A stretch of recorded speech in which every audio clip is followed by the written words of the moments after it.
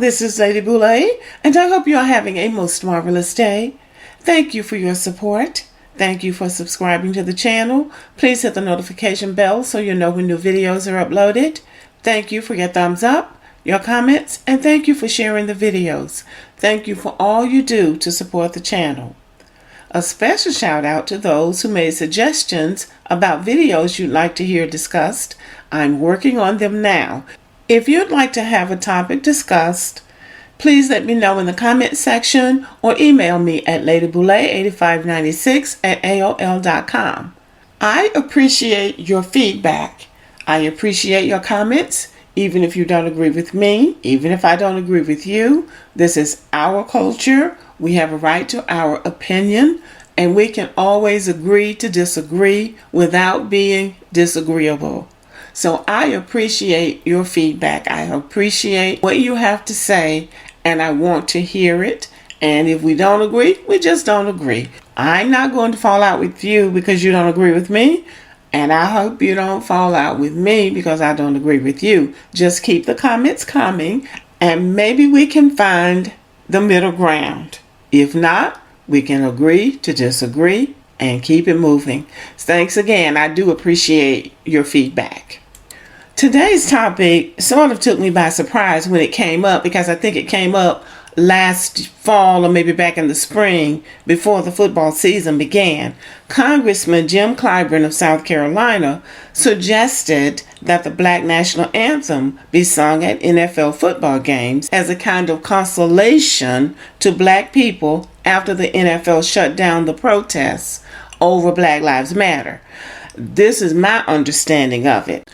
So Black players in the NFL who are making gobs of money for that particular outfit are upset because of how they're being treated when they're not in uniform, and because of how family members and friends and other people of the African American community are treated. They are protesting that treatment by saying, I'm not standing in solidarity with this flag.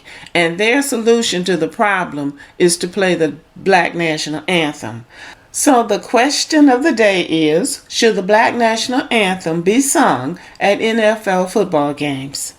For anyone who may not know, the title of the Black National Anthem is Lift Every Voice and Sing. It was written by James Weldon Johnson, a writer and civil rights activist. It was first publicly performed for a birthday celebration for Abraham Lincoln in 1900. In 1919, the NAACP dubbed it the Negro National Anthem for its power in voicing a cry for liberation and affirmation for African American people.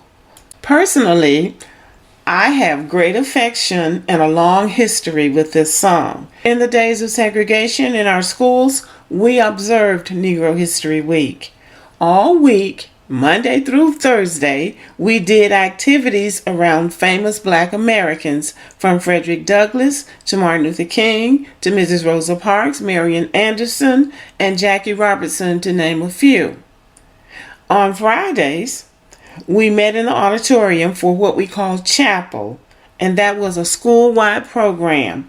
Every grade had to participate by doing a skit, reciting a poem, or performing a dance, or even singing a song. I can remember us singing the song that Paul Robeson made famous, Old Man River.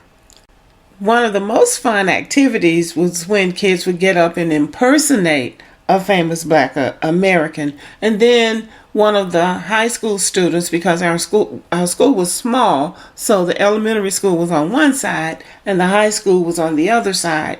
So a high school student or a teacher would get up and read our history from slavery to the present time. And at the end of the program, we all stood tall and proud, and we sang the Black National Anthem, Lift Every Voice and Sing, because we had been learning the words all week. We sang the song at our churches and during special programs throughout the year. This song was always held in high regard and was sung with love, dignity, and pride.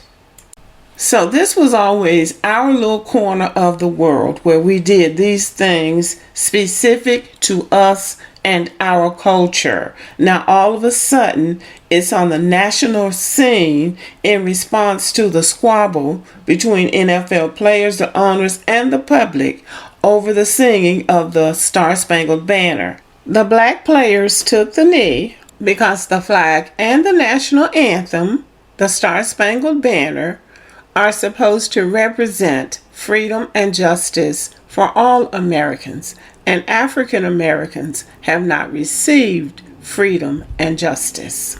And so, as a means of trying to pacify them, they threw the Black National Anthem in.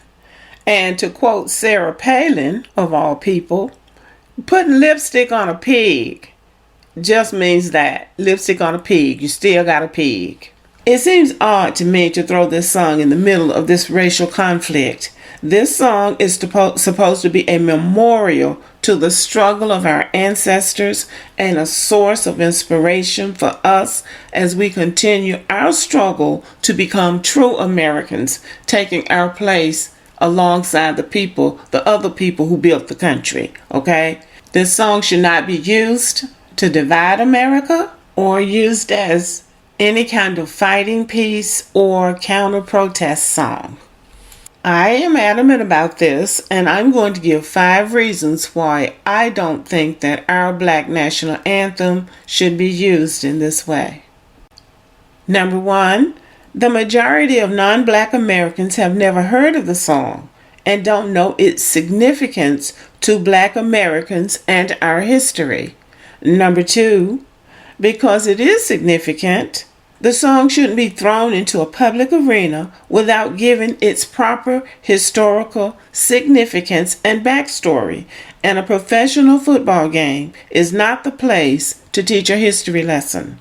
Number 3, this seems like something that was thrown together haphazardly to draw attention away from the fact that the 3rd verse of the Star-Spangled Banner has a reference to slavery, and many African Americans find this offensive.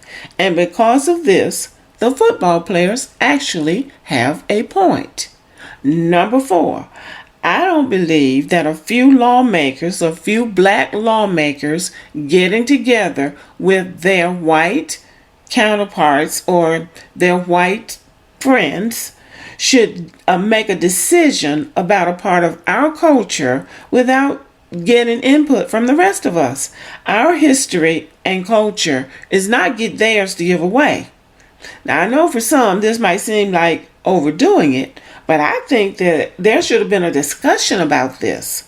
In other words, don't force our culture, something that means something to us, down other people's throats to offset something that we find offensive in their culture.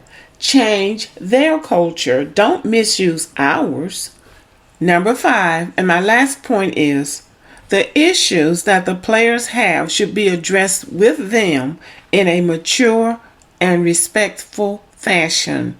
These are grown men, African American men, that are concerned with how their people are being treated by law enforcement. Now, I stress that these are grown men. There is this desire, urge in America to keep black people, particularly black men, acting like children. These are grown men who have serious concerns about how they are being treated, evidently, when they're out of uniform, and how black people across the board, across the country, are being treated. That is a legitimate concern. That is a serious concern. And it should not be taken lightly, especially by people who are generating billions of dollars in this economy. This is a serious matter between these players, their union, their organization, and America. It's a serious matter, and it should be addressed in a serious manner. We are not a people to be played with. We are a serious ethnic group in this country who have done serious work in this country, and that needs to be respected, and it can only be respected if we make it so. If the National Football League is serious about connecting with black people, then they have money. They can create a whole NFL series around learning about black history, black people, the contributions of black people, and the relevance of the Black National Anthem. I say again, it should not be used as a solution to the Star-Spangled Banner. That song is cultural specific to African Americans.